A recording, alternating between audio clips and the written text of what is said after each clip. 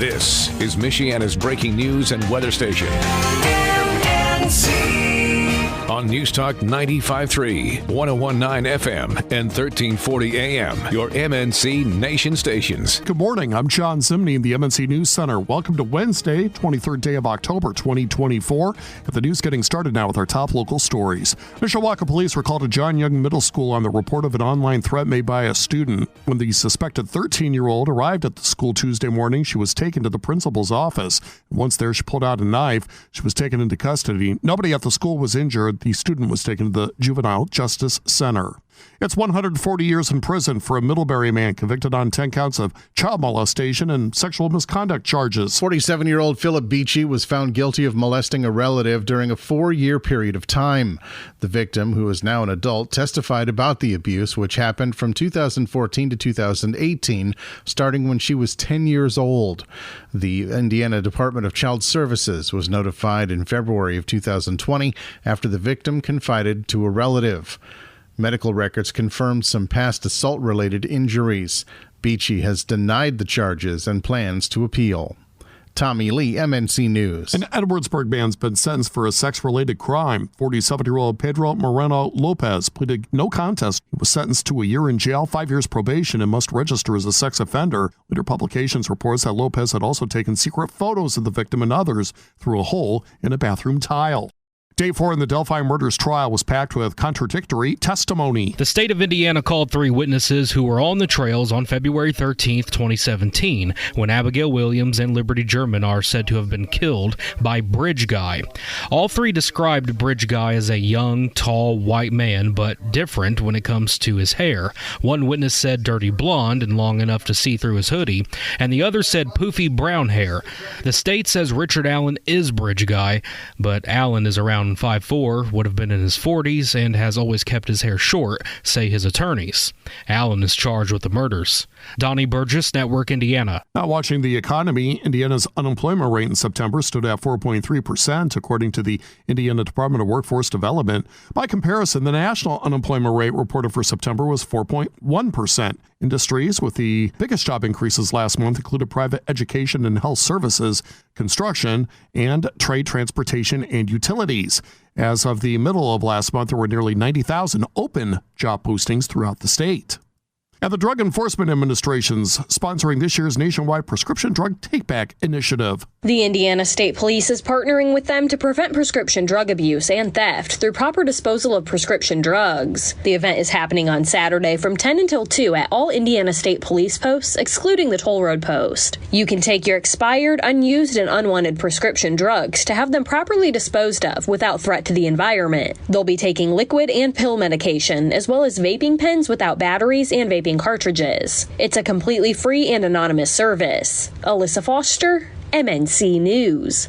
Indiana Chief Justice Loretta Rush has released the 2023-24 annual report for the state's courts. The report shows Indiana's judicial system is taking steps to tackle the mental health crisis. The Supreme Court recently launched the Office of Behavioral Health and hired a behavioral health specialist. She's off and running. She's had hundreds of inquiries from around the state. She's meeting with judges. She's helping things with like competency evaluation, accessing Medicaid. How do I get somebody who's going through dementia through the court system? Rush says the specialist will help the courts manage the mental health and substance use issues that flood Indiana's courtrooms. The latest report shows nearly 20,000 involuntary mental health hearings and a sharp rise in protective orders for domestic violence.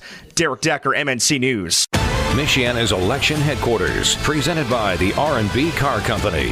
The ACLU wants voters on both sides of the political aisle to report election intimidation activity. Voter apprehension is reaching record levels for this year's general election. The American Civil Liberties Union of Indiana wants to ensure everyone who wants to vote should be able to do so without fear or intimidation, regardless of their candidate of choice. Executive Director Chris Daly said the best way to protect democracy is to to participate. We need every Hoosier to get to the polls and cast their vote. We need folks to be talking to their families and friends, making sure they're getting to vote. And then if they have folks in their lives or in their neighborhoods who are going to have trouble getting to the polls, helping them get there. Rumblings of voter intimidation are not new during closely watched presidential elections. Deceptive text, emails, and robocalls can spread false information to confuse or intimidate voters or target communities of color with threats. Daley said anyone who is seeing this type of activity can contact them at acl-in.org. That's Terry D. reporting. A Benton Harbor man has been sentenced for third-degree fleeing and eluding. 32-year-old Richard Romeo Hill Jr. pleaded guilty and was ordered to spend 14 months to 5 years in prison. Leader Publications reports Hill is a repeat offender, having been convicted of fleeing and eluding twice before in 2009 and 2021. His latest incident happened in April in Niles Township. For his part, Hill apologized and said he's been struggling with mental health issues. Turning to the follow-up file this morning, some Indiana hospitals now face IV fluid shortages and surgery delays. This after Hurricane Helene damaged a major U.S. manufacturing facility. Baxter International, the nation's top producer, is operating at only 60% capacity. The federal government declared a shortage and is importing IV fluids to help meet demand. Baxter hopes to return to full production by the end of the year. That's Joe Ullery reporting. At least 2 schools in Indiana have received shipments of recalled meat products. The U.S. Department of Agriculture says the schools in 16 states and Washington, D.C. that purchased the items are not affiliated with the USDA's National School Lunch and Breakfast programs. The 2 schools in Indiana are the Goddard School locations in Indianapolis and Greenwood Christian School in Greenwood.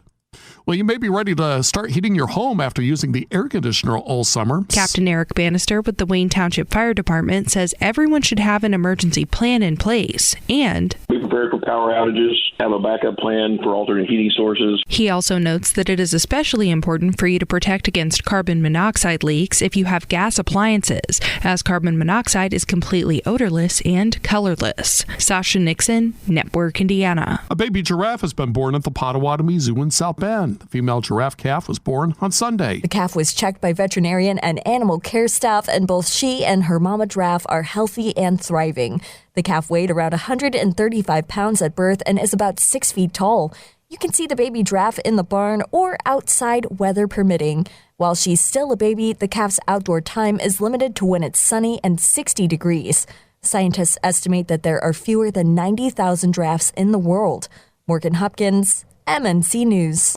Partly sunny, breezy, and cooler today. Daytime highs will be around 64, but most of the day will be in the 50s. That wind will continue to blow pretty strong, gusts up to 20-25 miles per hour through the afternoon. Calming down tonight. Tonight, with clear skies, we drop down to 38, and tomorrow, sunny, highs right around 60 degrees. I'm Chief Meteorologist Carrie Peugeot. 95.3 MNC's Noise is this Saturday at the Lerner Theater. The days are ticking down until Rob Schmidt from Newsmax gets here. He's host of Rob Schmidt Tonight. Shows at 7 o'clock weeknights on Newsmax. You can still get good tickets and good seats at thelerner.com, the Lerner box office, or by texting the word NOISE to 45364. Presented by Wilson & Kinsman, attorneys fighting for you at 95.3 MNC.